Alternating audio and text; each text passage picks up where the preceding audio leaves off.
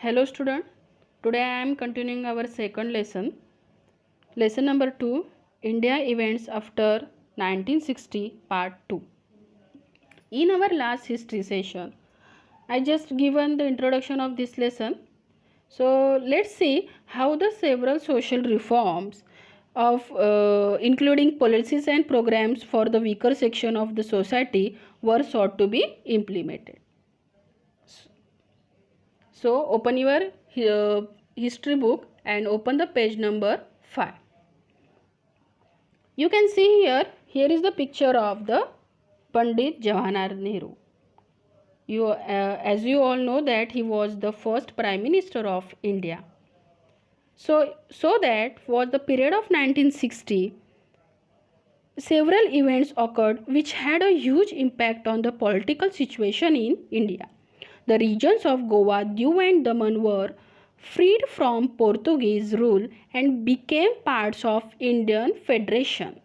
The tension between India and China on the northern border, which had been rising since 1950, culminated in the War of 1962 between two countries. This war was fought in the region of the McMahon Line. So McMahon Line is the line between the India and China. After India became independent, Prime Minister Pandit Jawaharlal Nehru led the country and he was the architect of India's foreign policy.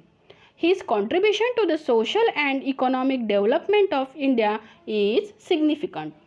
Jawaharlal Nehru passed away in 1964. Lal Bahadur Shastri succeeded him and became the next Prime Minister of India. During his tenure, India and Pakistan went to war over the Kashmir issue in 1965.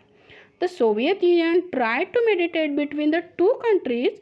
Lal Bahadur Shastri gave the slogan Jai Jawan, Jai Kisan, with which he highlighted the importance of Indian soldiers and Indian farmers.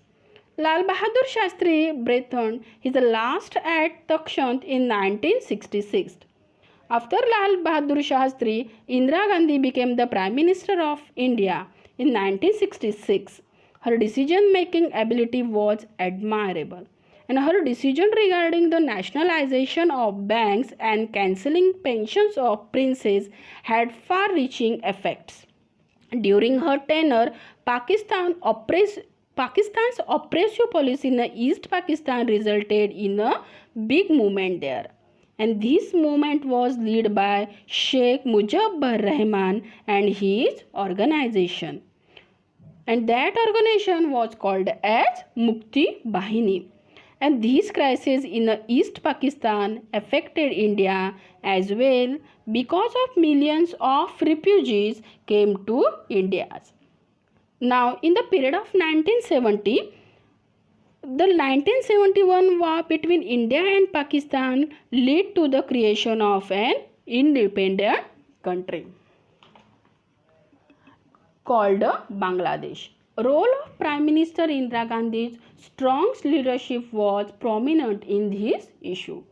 As a part of India's policy to use atomic energy for a peaceful purpose, India successfully carried out an underground test of an atomic device at Pokhran in Rajasthan in 1974. In 1975, the people of Sikkim voted for joining the Indian Republic and Sikkim became a full-fledged state in the Indian Federation. During this decade, the political situation in India grew unstable. The Allahabad High Court gave the verdict in 1974 that Indira Gandhi, then the Prime Minister, had misused the government machinery during the election campaign. It led to nationwide strikes and protests. During this period, the situation became more complicated due to the movement led by Jayaprakash Narayan. The situation of law and order in the country worsened and government declared a state of national emergency at the basis of constitutional provisions relating to emergency. During his turbulent means violent period, the fundamental rights of Indian citizens were suspended. Due to the emergency, the Indian administration became disciplined, but the human rights were restricted.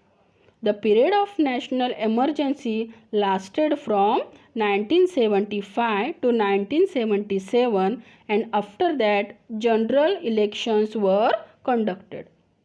On the backdrop of the emergency, many opposition parties came together and formed a party called the Janata Party. Now, here you can see here the meaning of emergency. Emergency means a state of emergency is declared if it is a disaster, civil unrest, or armed conflict. So after the emergency, so many opposition parties came together and formed a party called the Janata Party. The Congress party lead, the Indira Gandhi, was roundly defeated by its newly formed Janata Party, and Morarji Desai became the Prime Minister of India. But under his leadership, the Janata Party government couldn't last long due to the internal differences. After the Morarji Desai, Sri Charan Singh succeeded him, but even his government was a short-lived one. Elections were conducted once again in 1980, and the Congress party under the leadership of Indira Gandhi came to power again. Now let's see the period of 1980s. During his decade, the Indian political system faced many challenges. The Sikhs in Punjab demanded an independent state of Khalistan, and began to movement which went on become violent and destructive. Pakistan had lent his support to his movement, and the Indian army was sent in the Golden Temple. Who sent that army? Pakistan. The Pakistan army, Indian army was sent into the Golden Temple at Amritsar, a holy shrine of Sikhs in 1984, to evict the terrorist, which was sent by the Pakistan, and the Indian army was sent to the Golden Temple at Amritsar, a holy shrine of the Sikhs in 1984, to evict the terrorists who had allegedly taken shelter there. One of the bodyguards in Indira Gandhi's personal security shot out her during this period. An organization called the United Liberation Front of Assam, ULFA, carried on a major movement in the north in East India. Now, right after Indira Gandhi's assassination, in 1984, Rajiv Gandhi became the Prime Minister of India. He tried to make several reforms in the field of Indian economy, that of science and technology. He took the lead in solving the issues of the Tamil minority in Sri Lanka. He promoted the idea of a united Sri Lanka with internal autonomy to the Tamil community. But his efforts in his regard proved to be in vain. He faced a lot of criticism in the context of corruption that took place during a defense equipment deal, especially the purchase of a long-range cannons, weapons using for the battle, that called as cannons, from a foreign company called the Bofors. Political corruption became a crucial issue in the general election that followed, and the Congress party was defeated.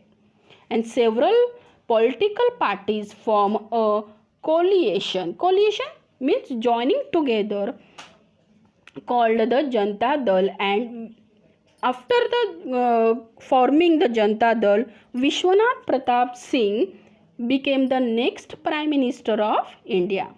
The policy for providing reservation for other backward classes, that was the OBC, is considered to be his most important contribution. he could not continue as a prime minister due to the internal differences in the Janata Party. In 1990, Chandrasekhar Chandrasekhar became the Prime Minister of India. His government was also short-lived.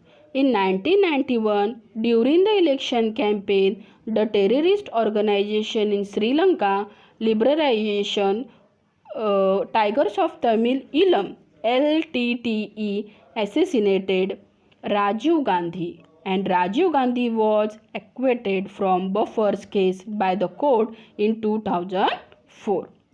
Towards the end of the decade of 1980s, the unrest in Jammu and Kashmir had begun.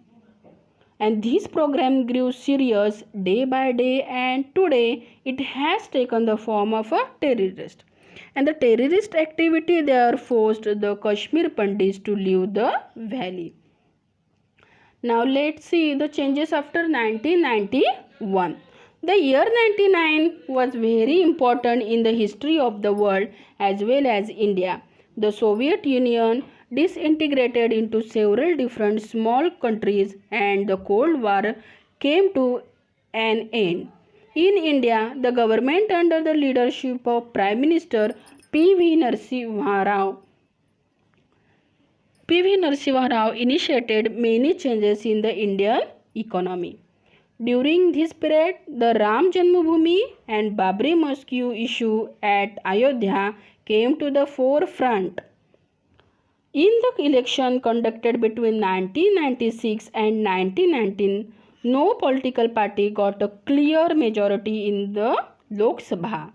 This resulted in the three governments in a short span of time.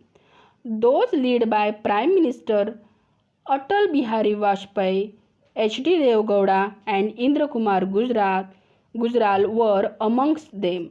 Finally, in 1999, the National Democratic Alliance came to power under the flag of Bharatiya Janata Party, and Atal Bihari Vajpayee became India's Prime Minister. Atal Bihari Vajpayee tried to establish a dialogue between Pakistan but was not successful on that time.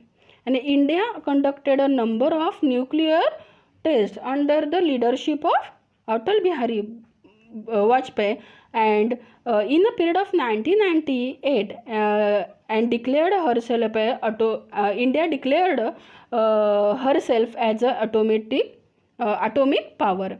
In 1999, there was another war between India and Pakistan in Kargil region over the Kashmir issue.